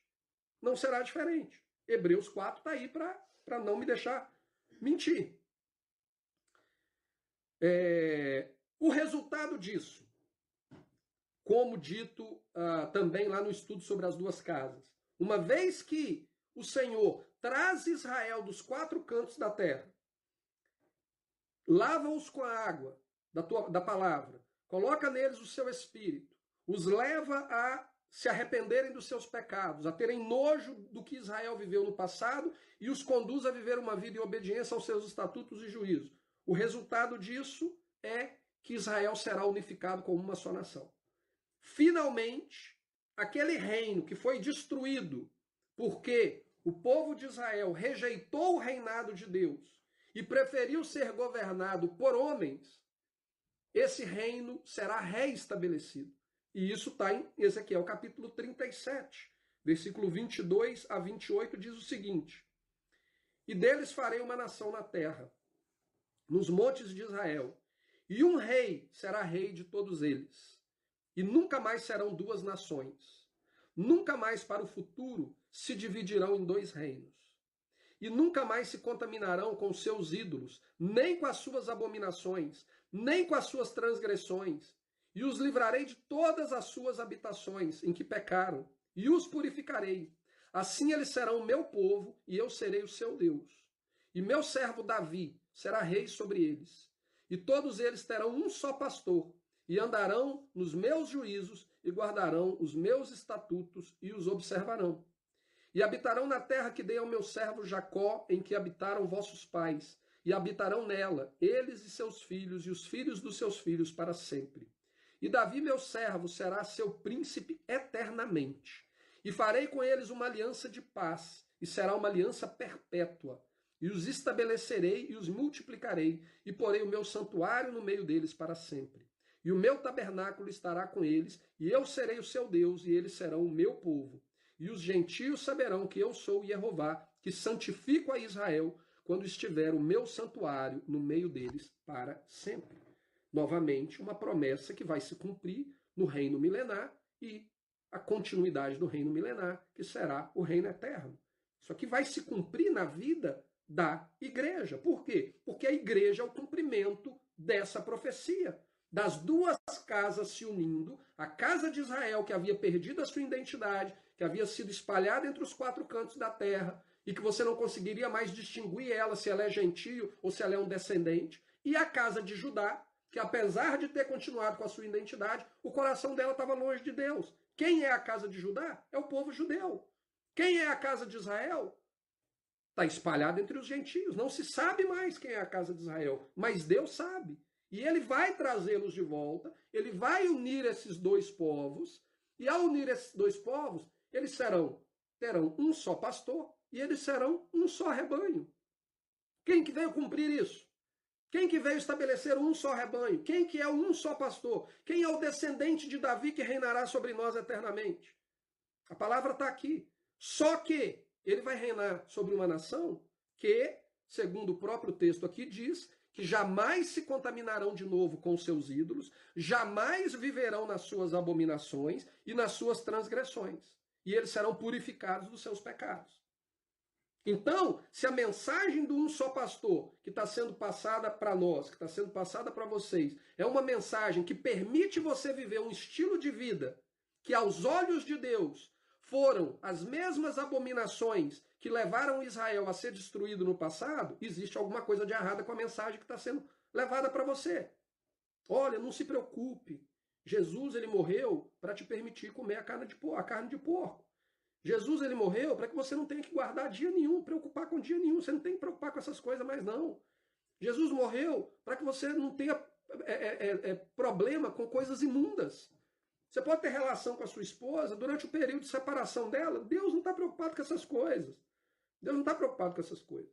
Se o pastor, o um só pastor, da linhagem de Davi, que o seu pastor, o seu padre, ou qualquer líder espiritual que você tenha sobre você, está anunciando, ele te ensina esse tipo de coisa, ele não condiz com o pastor de Ezequiel, capítulo 36 e capítulo 37. Então, para mim, ele não é um verdadeiro pastor. Ele não é o cumprimento das profecias. Tudo isso que vai acontecer só é possível por causa da misericórdia de Deus. Não é pelo merecimento de ninguém, não é pela habilidade de ninguém de guardar absolutamente todos os mandamentos de Deus com perfeição. É um ato, um agir da misericórdia de Deus em manifestar a sua graça e agir em favor do homem perdido. Esse é o agir de Deus. Ao ter quebrado a aliança de Deus, enquanto Moisés ainda estava no monte conversando com Deus, Israel ele não quebrou a aliança porque ele viveu muito tempo pecando e se envolveu com coisas erradas. Israel quebrou a aliança no dia que ele construiu o bezerro de ouro e começou a festejar para o bezerro de ouro como se eles estivessem adorando a Jeová. Sendo que o Senhor já havia falado para eles quando ele deu os 10 mandamentos, né, que foi o testemunho, e ele falou em voz audível para toda a congregação, Ele já tinha falado para eles não construírem imagem de escultura para tentar representá-lo ou para adorar de qualquer maneira. Então, quando Israel fez aquele bezerro de ouro, e Moisés desce do monte, vê aquilo e quebra as tábuas do testemunho, ali Israel já tinha quebrado a aliança.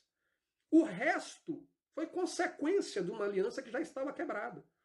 E como culpado da aliança de sangue, Israel deveria ser completamente aniquilado e destruído. Ele deveria ser destruído. Porém, a promessa de Deus a Abraão não permitiu que Deus agisse dessa maneira, e pela sua misericórdia, pela sua graça, ele deu a possibilidade que todo esse problema fosse contornado através da solução que nos é narrada nas páginas do Novo Testamento. O Senhor, apesar disso tudo, ele teve compaixão do povo e resolveu restaurar a aliança que havia sido quebrada.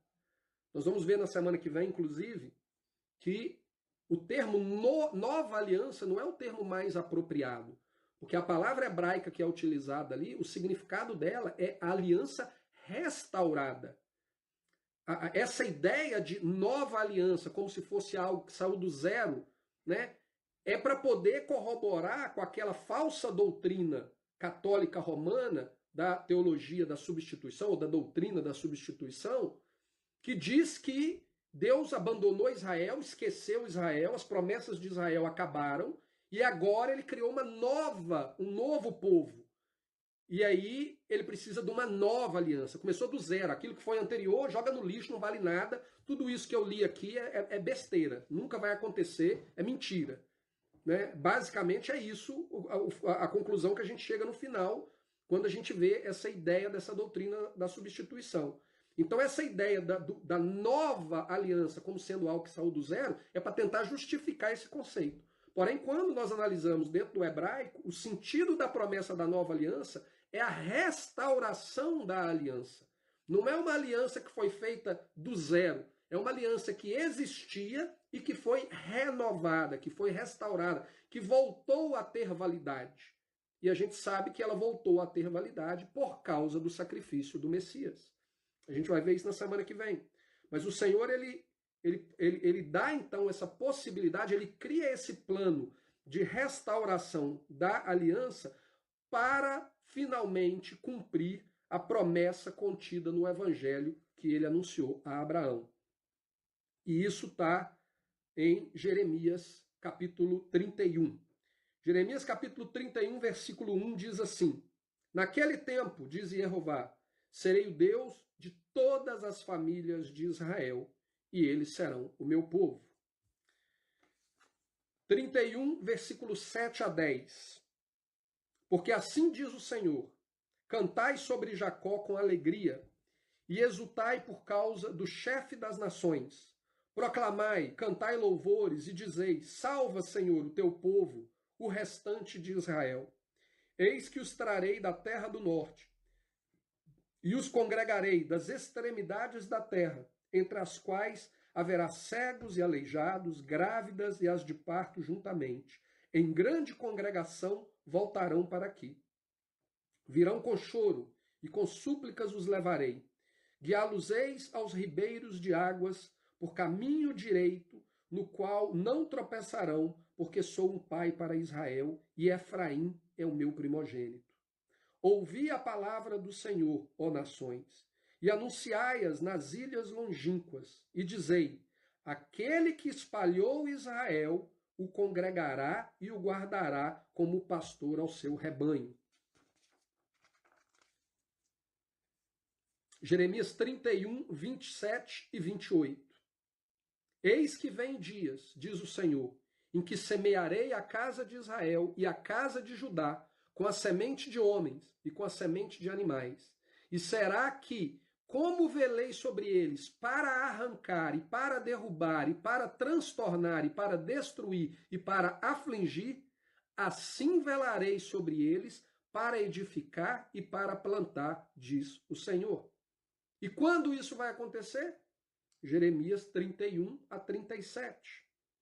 Eis que dias vêm, diz o Senhor, em que farei uma aliança nova com a casa de Israel e com a casa de Judá, não conforme a aliança que fiz com seus pais, no dia em que os tomei pela mão para os tirar da terra do Egito, porque eles invalidaram a minha aliança, apesar de eu os haver desposado, diz o Senhor.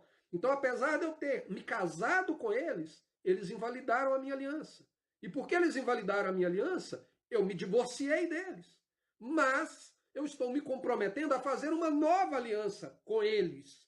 É o mesmo grupo, são as mesmas pessoas, é o mesmo Deus, seguindo a mesma promessa do mesmo evangelho que foi pregado a Abraão e à congregação de Israel no deserto. Mas essa é a aliança que farei com a casa de Israel depois daqueles dias, diz o Senhor. Porei a minha lei no seu interior, a mesma lei, não é uma nova lei, não é uma outra lei, não é um outro povo. Porei a minha lei no seu interior e a escreverei no seu coração, e eu serei o seu Deus, e eles serão o meu povo. E não ensinará mais cada um ao próximo, nem cada um ao seu irmão, dizendo: conhecei ao Senhor, porque todos me conhecerão, desde o menor até o maior deles, diz o Senhor. Porque lhes perdoarei a sua maldade, e nunca mais me lembrarei dos seus pecados. Assim diz o Senhor, que dá o sol para a luz do dia, e as ordenanças da lua e das estrelas para a luz da noite, que agita o mar, bramando as suas ondas. O Senhor dos exércitos é o seu nome. Se falharem estas ordenanças diante de mim, diz o Senhor, deixará também a descendência de Israel de ser uma nação diante de mim para sempre. Assim disse o Senhor, se puderem ser medidos os céus lá em cima e sondados os fundamentos da terra cá embaixo, também eu rejeitarei toda a descendência de Israel por tudo quanto fizeram, diz o Senhor. Então, o que a promessa da nova aliança aqui nos diz? É que essa aliança ela vai se cumprir em Israel. E quem que cumpre essa promessa? Yeshua, Jesus, o Messias, o Cristo. Quando ele vem com o propósito de estabelecer a nova aliança. A nova aliança para quem? Para a casa de Israel. Por quê? Porque eles se desviaram das promessas e do objetivo para o qual eles foram escolhidos. Com qual objetivo? Com o objetivo de colocar a lei de Deus no coração deles, para que eles tenham nojo dos pecados que Israel cometeu no passado e para que eles andem de maneira justa, reta, em fidelidade diante do Senhor, guardando seus estatutos e juízos. E então Israel será uma nação e um reino perante Deus para todo sempre. Esse é o objetivo da nova aliança. Não existe outra nova aliança. Não existe uma nova aliança que veio criar para você a imagem de um semideus, ou sei lá o quê, que veio te dar um passe livre para continuar praticando as abominações que Israel cometeu, sem que você seja culpado por isso. Basta você acreditar nele. Isso é uma mentira. A nova aliança que Jesus veio estabelecer foi para cumprir isso tudo que a gente leu aqui até agora. Essa é a história do Velho Testamento, de forma resumida. Tudo isso que eu compartilhei para vocês aqui hoje é basicamente a história de todo o Velho Testamento. Deus escolheu um povo, Deus determinou que esse povo tinha um propósito de ser um povo santo. Através desse povo ele traria a salvação para toda a humanidade. Esse povo se desviou do propósito dele, abandonou o propósito dele. Durante um milênio inteiro, Deus levantou profetas, profetas e profetas para chamar o povo de volta. Retorna, teshuva, arrepende-se, arrepende-se, volta, volta, volta. Até que na plenitude dos tempos, ele levanta o profeta dos profetas, o profeta de Deuteronômio capítulo 18, para que ele cumpra o propósito de estabelecer a nova aliança e, através do agir do Espírito de Deus que vai ser colocado no povo, capacitar o povo finalmente a cumprir esse propósito. E nós fomos salvos para cumprirmos este propósito. E se nós não cumprirmos este propósito, existe alguma coisa errada conosco. E nós vamos pagar um preço alto por isso. São inúmeros os textos dos profetas que eu poderia ter usado aqui para contar exatamente a mesma história. Porque essa é a história do Velho Testamento. A história do Velho Testamento é a obra de Deus em prol de restaurar a sua criação e de cumprir a promessa que ele fez a Abraão, Isaque e Jacó. E isso vai se cumprir nas páginas do Novo Testamento. O Novo Testamento é a narrativa do cumprimento desta promessa. Não é uma outra coisa que saiu do nada e que começou ali 400 anos depois. 400 anos de silêncio, aí vem Deus e eu me arrependi do que aconteceu, deu tudo errado, vamos começar de novo. Eu vou mandar meu filho para morrer. Não, o filho dele foi enviado para cumprir estas promessas, para fazer com que isso se torne uma realidade. Deus escolheu um homem e a ele anunciou o seu evangelho. E as boas novas que Jeová anunciou a este homem é que através dele, Jeová estabeleceria um reino. E através deste reino, ele traria salvação para todas as nações da terra. Mas esse povo se desviou dos seus caminhos e não cumpriu o propósito para o qual ele foi escolhido, quebrando a aliança de Jeová e merecendo total destruição como resultado disso. Porém, Jeová, cheio de graça e misericórdia, preparou para si um plano para redimir seu povo e levar a cabo o propósito original para o qual ele foi criado, para o qual esse povo foi criado. Todos os profetas contam a mesma história e apontam para o mesmo plano. Plano este que seu cumprimento está registrado nas páginas do Novo Testamento. Para compreendermos a mensagem do Evangelho do Reino, que foi pregado por Yeshua durante o seu ministério, e comandada a seus discípulos, que fosse pregada até o tempo do fim, para testemunho a todas as nações, nós devemos fazê-lo tendo em mente todo esse pano de fundo estabelecido pelo próprio Deus durante o tempo do Antigo Testamento, quando ele mesmo anunciou o Evangelho àqueles que ele escolheu e estabeleceu para cumprir o seu plano de salvação de toda a humanidade. Então, na próxima semana, nós vamos concluir esse estudo sobre o Evangelho do Reino e nós vamos ver que, a exemplo do que diz o autor de Hebreus, no capítulo 4, o mesmo Evangelho que foi pregado a eles no deserto, o Evangelho que foi pregado no Velho Testamento, é o Evangelho que foi pregado para nós. Portanto, nós devemos ter atenção de não cairmos no mesmo erro que eles caíram e, em razão disso, como resultado disso, perdermos o direito de entrarmos no descanso do reino eterno de Jeová. Então, assim a gente conclui o nosso estudo de hoje. Fico aberto aí para perguntas, comentários, questionamentos. E a semana que vem, com certeza, a gente encerra essa parte da cronologia dos evangelhos, onde nós estamos tratando sobre o evangelho do reino. Nós vamos ver que a mensagem é a mesma, apresentada talvez de uma maneira diferente, mas a mensagem é exatamente a mesma.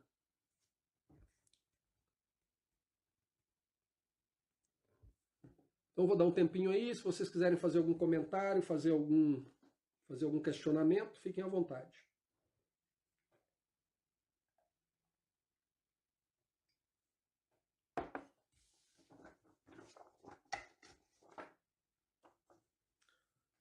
Aparentemente não temos comentários. Se alguém estiver escrevendo um comentário aí, manda um joinha assim, que aí eu espero. Senão eu vou dar por encerrado.